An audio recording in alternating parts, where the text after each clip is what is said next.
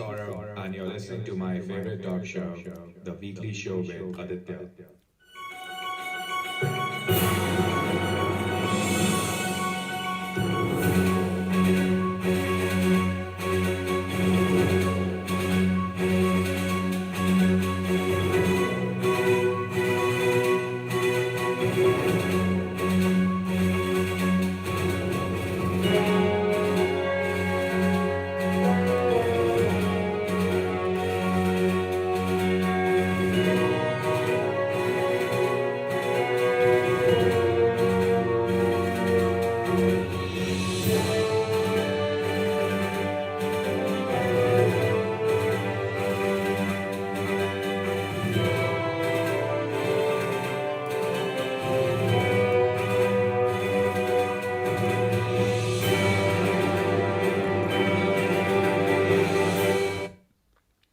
This is episode 455 on the 13th of December 2021, as yet another week begins as we come to the close of 2021. But before we go further into this talk show and the discussion for this morning's program, let's ask a question that everyone has been asking. Let me answer the question that everyone has been asking.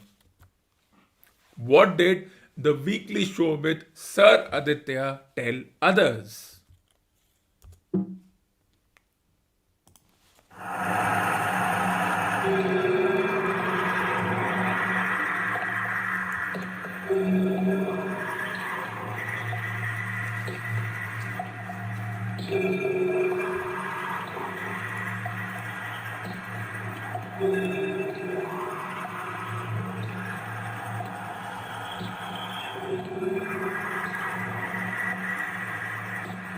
कौन हो तुम?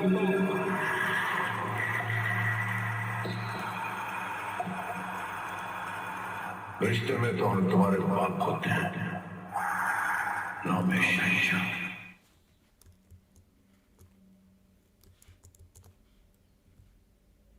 What is good for the goose is good for the gander. And what does this mean? As everyone knows, sports athletes are judged on their performance, which means they're expected to be perfect all the time. Whether you are a chess player, an equestrian player, that is someone who rides horses, a polo player, professional or amateur or otherwise in the world of wrestling, professional or amateur or otherwise in the world of combat sport, that is martial arts, karate, kung fu, or a combination of all of them. You're expected to perform all the time. You're expected to take the performance up every time, and any drop in performance means you are dropped, you are fired. And but if you work hard, you are selected. So athletes livelihood depends on how much they can sustain. And an athlete, when they reach the age of 36, 37, somewhere around that, we see them as individuals who are done with their career. They have wearing bodies, injuries, the knees are not performing because you need your knees in every sport, whether it's football, cricket, hockey, badminton. Your knees need to be at their best. You're at a stage where your body is not able to sustain the pressure as demanded by your brain or overall.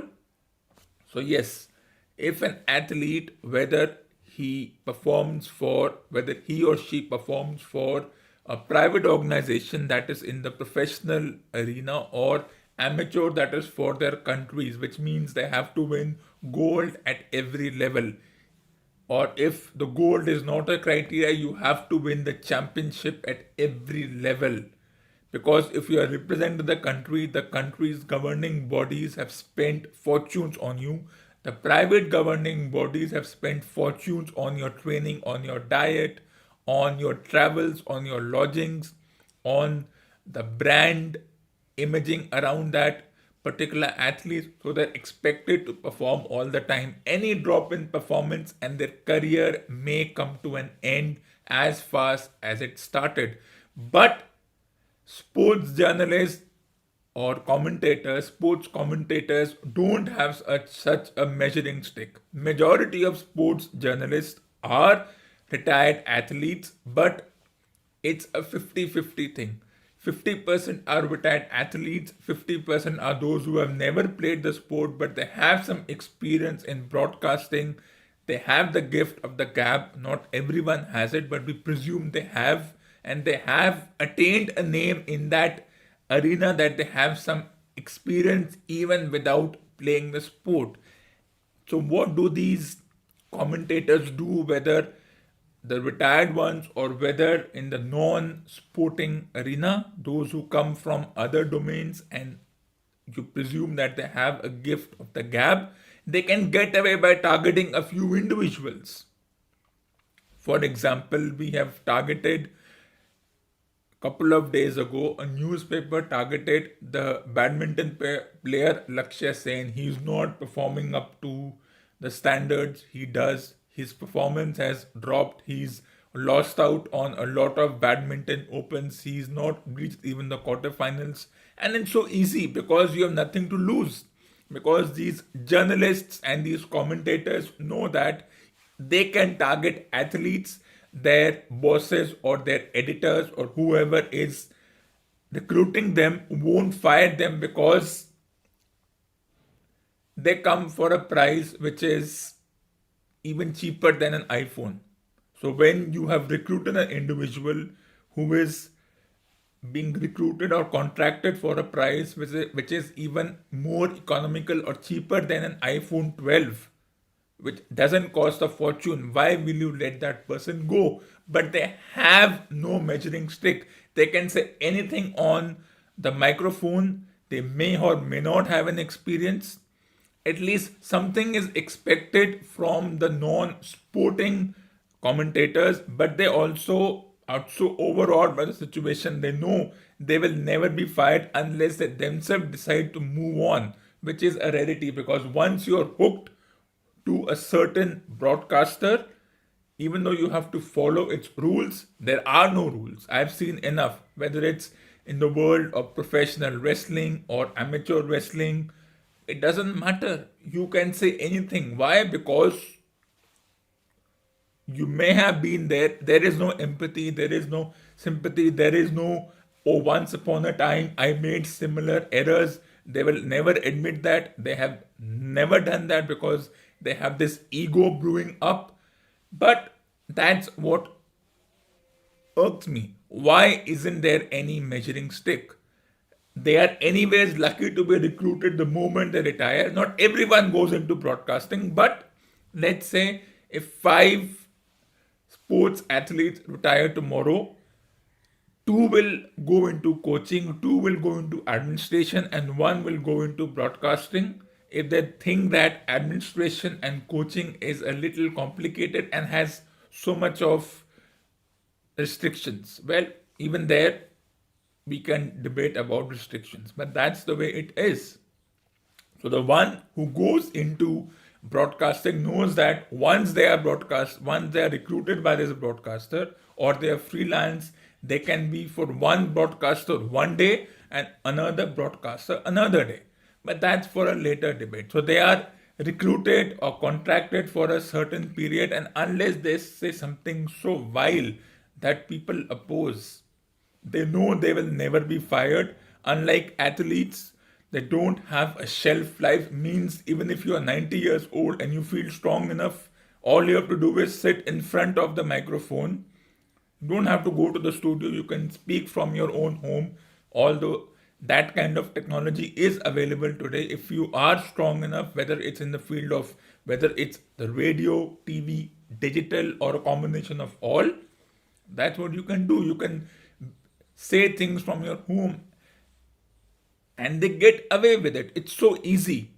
There is cognitive bias all around. We often go after athletes for reckless shot selection, whether a footballer misses the goal by an inch or a team gives away penalty corner and then is not able to save the penalty corner, or the same team secures a penalty corner but is not able to take advantage of that. We say they missed by an inch or there was some poor planning, blah blah blah. So reckless shot selection. I think there is reckless word selection. We saw what happened in the World Championship, 20 over World Championship, where they went after certain players. Right now, also, they are just going after them like pack of hounds and they have no regrets because they think they have the freedom of expression. If that's the case, then I also have the freedom of expression to say that there is cognitive bias. The current contemporary group of commentators and journalists pertaining to a few sports. There are a few sports where they are a little mature, or they don't care about the past, or they don't hype on what they did, or they don't hype on, oh, the players of the past were so good, they were flawless, this, that, blah blah blah. Nobody wants to hear that nonsense, but they go on. It's the most incompetent group. They're spoiled brats. They don't have to work for a day. We say that athletes are spoiled brats because they get everything at the taxpayer's expense. The It's governing 10:30. body, private or public, invests in them, and they're also involved in branding and advertisement and commercial. We often say that athletes are spoiled brats. Athletes are not the only spoiled brat in the world of sports. The commentators, the journalists are equally spoiled brats. We say they have a deadline. It doesn't matter. If I have to describe a football match, I don't have to, even if I don't know too many keywords or too many jargons, it doesn't matter. Even if India loses 2-1, I will still say, even if there's bias, India did well. They lost by a margin of 2-1, but the way they performed, the way they attacked the opposition's goal was something worthy. This lot will say no, they were poor, they were pathetic because they lost, even if it's a 2-1 margin. It's not a big margin, but that's the way things are. Just like players have a shelf life that is around 36, 37, amateur players, not in the professional world, that's a different story. Let's not even go there because they have a different thought process of what is a shelf life. Even commentators, journalists have a shelf life. We should say, okay, you have been doing this for 18 years, but you haven't moved on. You're still stuck to some oldies who have retired, who have moved on and don't even care what's happening. We still are concerned about what players who played 40 years ago and are not doing much, not much of a contribution, or may have contributed, say. Because yeah, we still are obsessed with the 80s and 90s in every way anyway. The obsession with the 70s, 80s, 90s doesn't go away. Everywhere you see the retro 80s, the retro 90s, the retro 70s continues in the non-sporting world, and it continues in the sporting world because of limited television coverage, because of tough rules. Things weren't easy, supposedly easy as they are today. Well, I don't agree with that.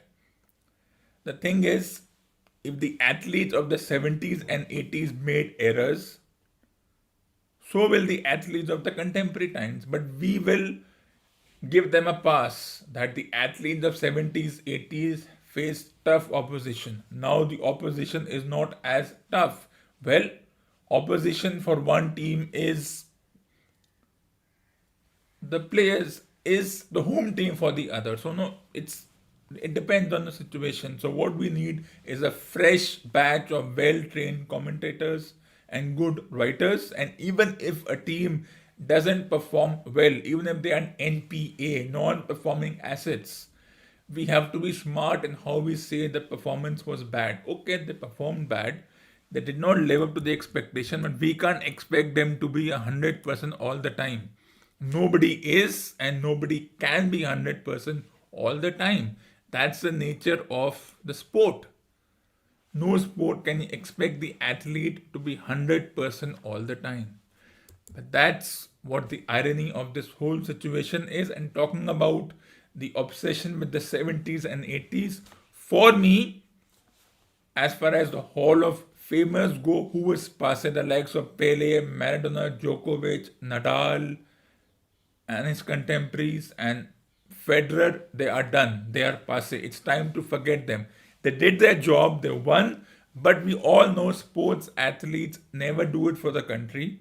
There is no nationalism involved, there is no patriotism involved. Even if a sport athlete plays for their country, their only concern is to earn a livelihood for themselves, just as it is for the commentators and the retired players turn commentators. They do it for livelihood and they know they can get away by saying anything and they will never be fired. At least I've never heard of a commentator being fired for saying things which, okay, there is freedom of expression, but there's a limit to freedom of expression. Because for me, for now, I mean, I'm not saying that non-Indian sports journalists are perfect. Everyone is obsessed with something. But I'll focus on Indian sport journalists and Indian commentators. From me, they get -1 out of 10. If they can rate the players, I can rate them. Do they need a measuring stick? Yes. And do they need to go through some kind of training as they went when they were players and they were judged on how they performed, whether in the domestic setup or in the international setup? Yes. Which means every retired sport commentator has to compulsorily first do some non-televised games which will be scrutinized. Who will scrutinize them? Who will be the recruits? I don't know. Maybe they should have me scrutinize them. I'll tell who should be selected.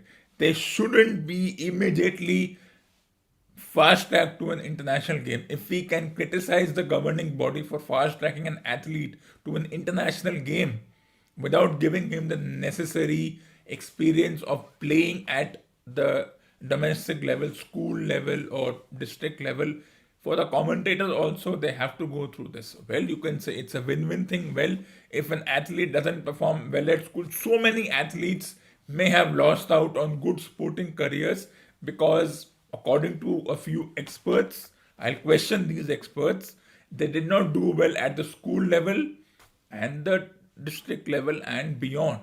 So no, it's a balance. You have to balance. You can't have one thing skewed in favor of the other.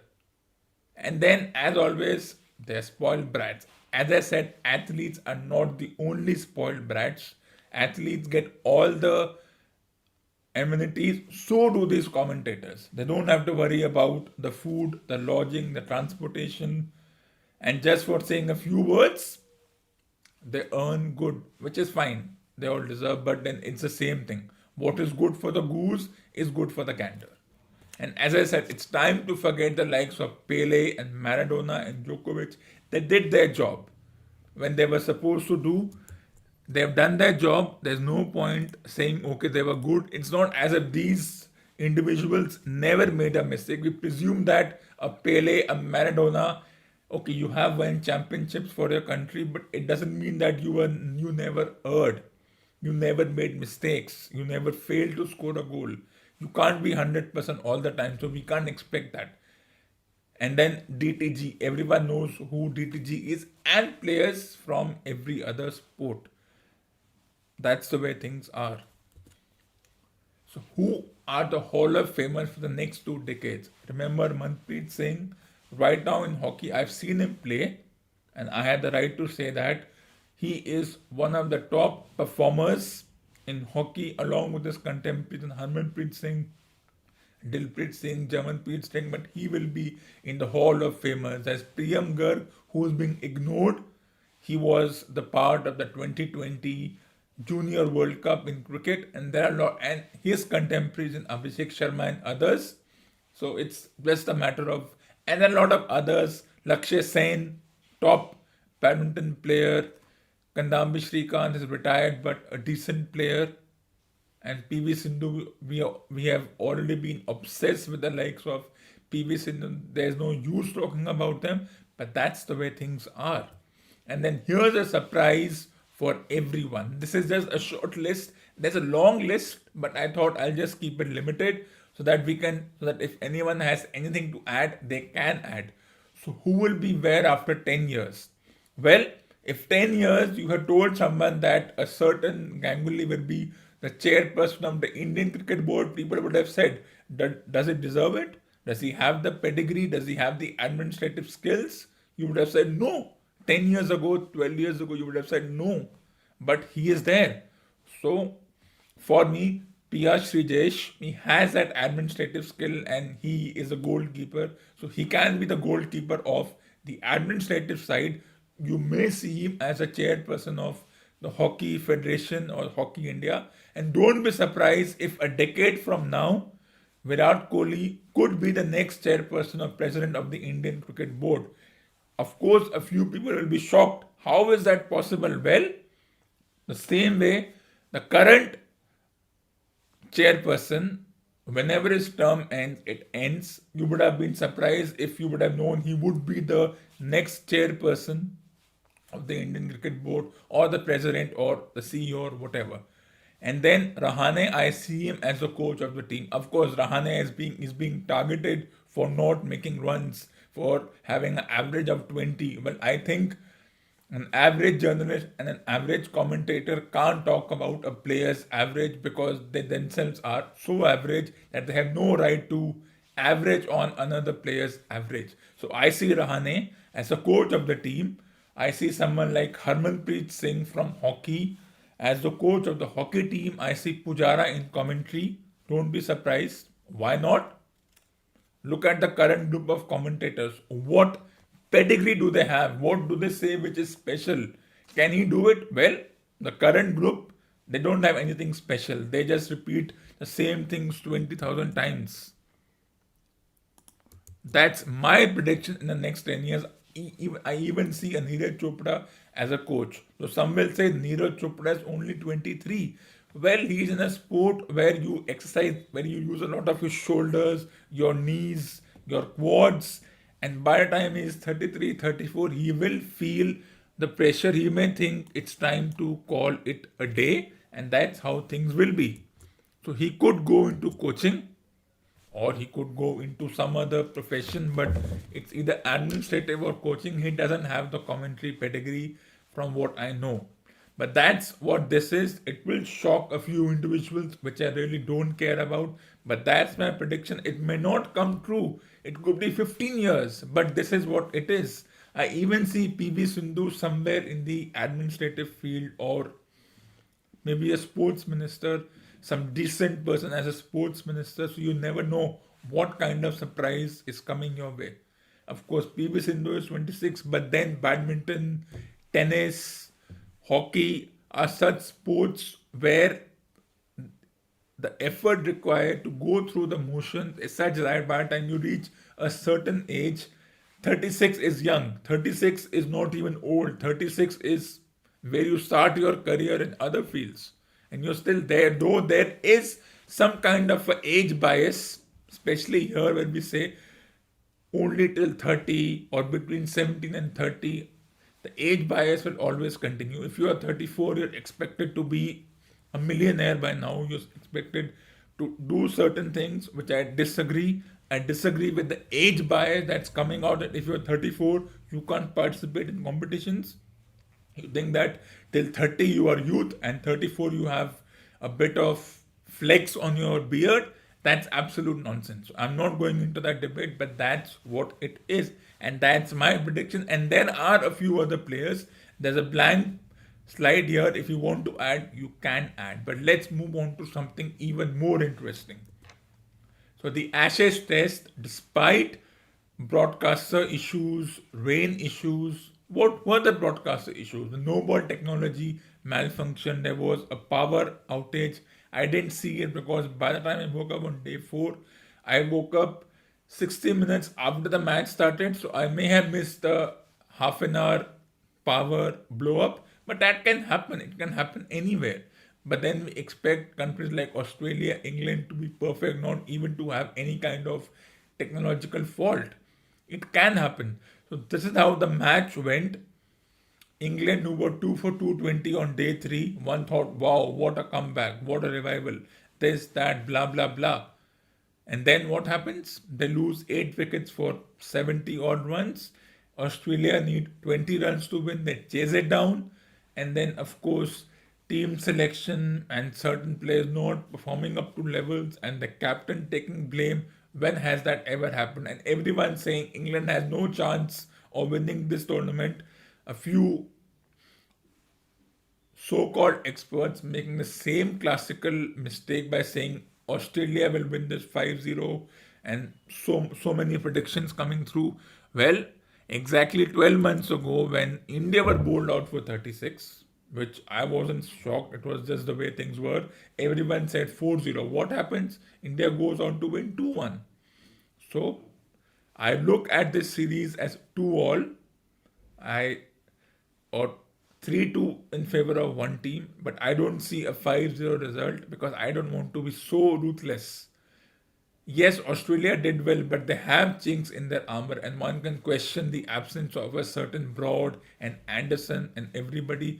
But you can only select 11 players. It doesn't matter who you select. Those who miss out, you will miss them because the grass is always greener on the other side. Those who are playing, It's if they don't 10:45. perform up to expected levels, then those who miss out because we have created a halo around Anderson and Broad who have been doing this for 16 odd years. Oh, we missed out. Unlike hockey where they could have been substituted, you cannot substitute them.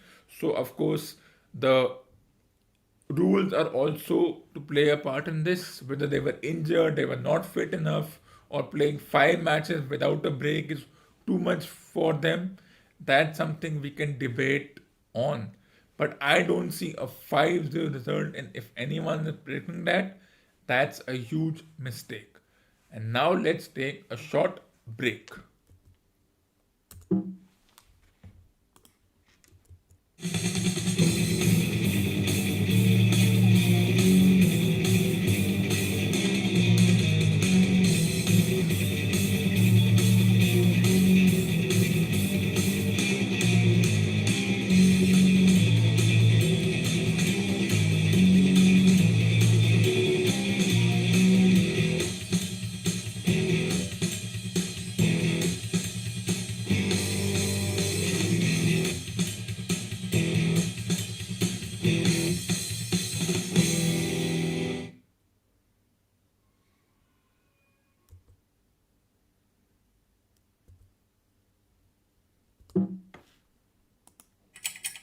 For more awesome content, tune in to the next episode of the weekly show.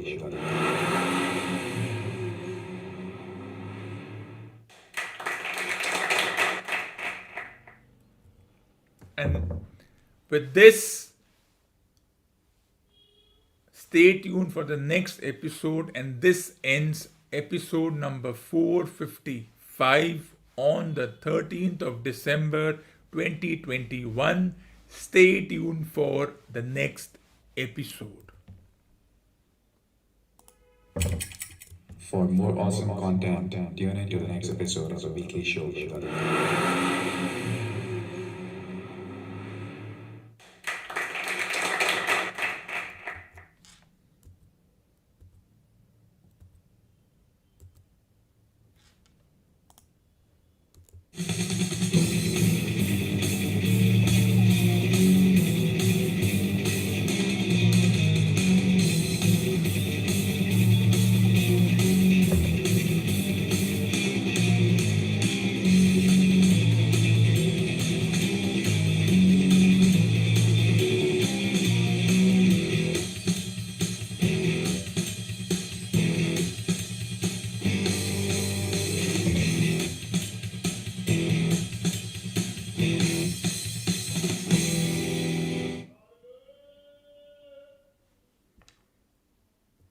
And while you wait for the next episode, add these books to your must read books column. I repeat once again, add these books to your must read books column.